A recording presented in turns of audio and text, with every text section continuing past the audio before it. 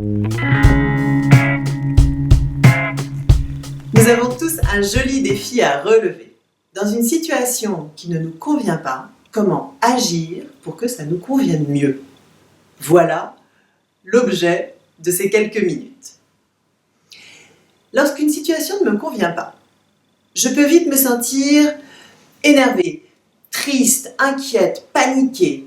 Et à ce moment-là, le risque, c'est de passer en survie. Et le risque aussi, c'est de dire des choses de façon tout à fait spontanée et de faire passer l'autre, mon interlocuteur, lui aussi en survie. Et nous voilà tous les deux en survie et nous perdons tous les deux, puisqu'on ne peut rien faire d'autre que rentrer dans une sorte de débat ou nous engueuler ou nous séparer. Pour éviter ces déperditions d'énergie, nous allons nous concentrer sur la façon dont on peut se mettre au service de ce qui véritablement est heurté et de ce dont il est question dans cette situation. Pour ça, je vous propose d'observer la façon dont Marshall Rosenberg, qui a développé la communication non violente, nous propose de procéder. Première chose, observer les faits de façon tout à fait factuelle, justement, sortir du jugement. Qu'est-ce qui est en train de se passer? Allez voir quel sentiment cela génère chez moi, et puis creuser jusqu'au besoin caché derrière ce sentiment. Quel besoin est heurté dans cette situation? Et ensuite, formuler cela de manière à ce que je puisse exprimer et reconnaître ce besoin qui a été heurté.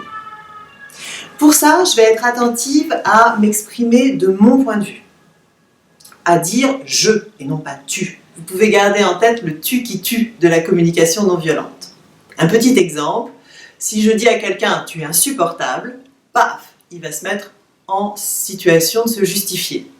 Si je lui dis « quand tu me parles comme ça, ça ne me donne pas du tout envie de faire ce que tu me demandes », là peut-être que ça va lui permettre de reformuler, de changer son comportement, d'agir autrement avec moi.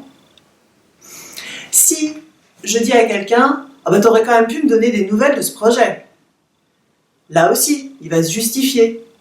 Alors que si je lui dis « je suis vraiment inquiète de ne pas avoir de nouvelles de ce projet », là j'aurai peut-être les infos dont j'ai besoin. Et puis on peut aussi se faire des demandes à soi-même. Par exemple, face à quelqu'un qui est très en colère, je peux me faire la demande de ne pas le prendre de façon personnelle et de rester dans le lien avec cette personne. Vous allez en voir un exemple formidable avec Annie Girardot et Lino Ventura dans cet exemple et cet extrait de la gifle. Ne te fatigue pas, il y a une panne d'électricité dans tout le secteur. Ma fille est là? Oui, la mienne aussi. On aurait pu me prévenir quand même, non? Ah bah moi aussi. Ils sont arrivés comme ça tous les deux hier soir. Il, qui ça, il? Bah avec son... Enfin, je sais pas comment tu l'appelles. Mais je l'appelle pas, j'appelle personne, je veux savoir avec qui elle est, qu'est-ce qu'elle fait? Ah écoute, ne crie pas comme ça, moi j'ai plus l'habitude.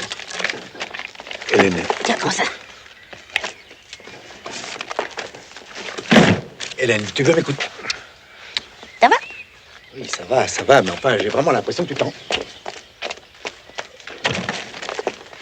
Dès que j'ai eu l'adresse ce matin, j'ai essayé d'appeler, mais... Vous avez pas le téléphone là-dedans? Si, mais il n'est pas dans l'annuaire. Qu'est-ce qu'il fait, Robert? Robert? Tiens, le blanc, je crois qu'il est au tennis. You are not playing tennis? You are not playing tennis? No, I came too late. Yeah, let me carry those. Monsieur Dickinson, Monsieur Dwellan, the father of Isabelle. Oh, how do you do? Bonjour.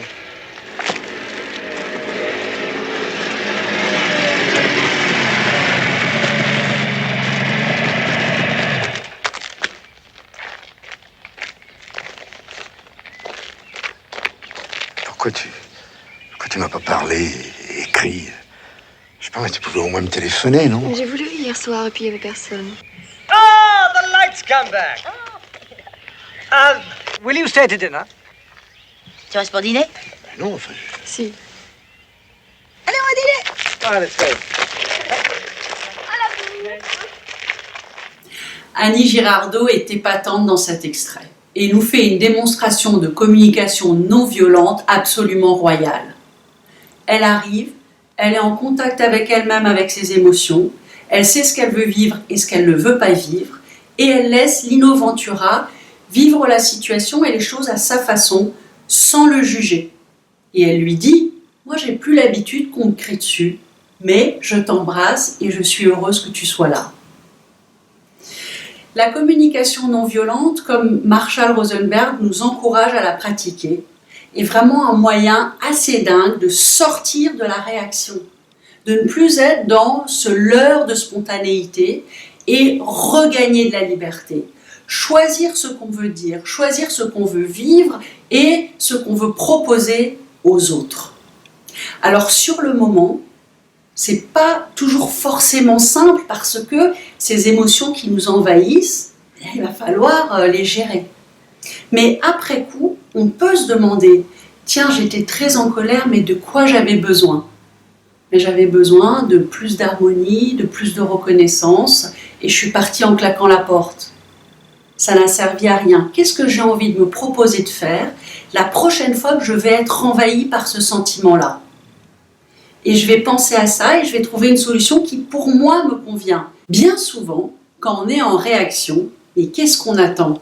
On a envie que l'autre reconnaisse qu'il a tort et qu'il n'aurait pas dû faire ceci, qu'il n'aurait pas dû faire cela et que je suis dans mon bon droit.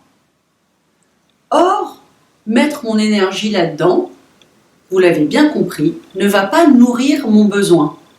Ça va nourrir mon ego, à la limite, mais ça ne va pas nourrir mon être et le fait que je vais réussir à obtenir quelque chose d'intéressant pour moi et pour l'autre et pour mon projet. Bienvenue à tous sur le chemin de la communication non violente.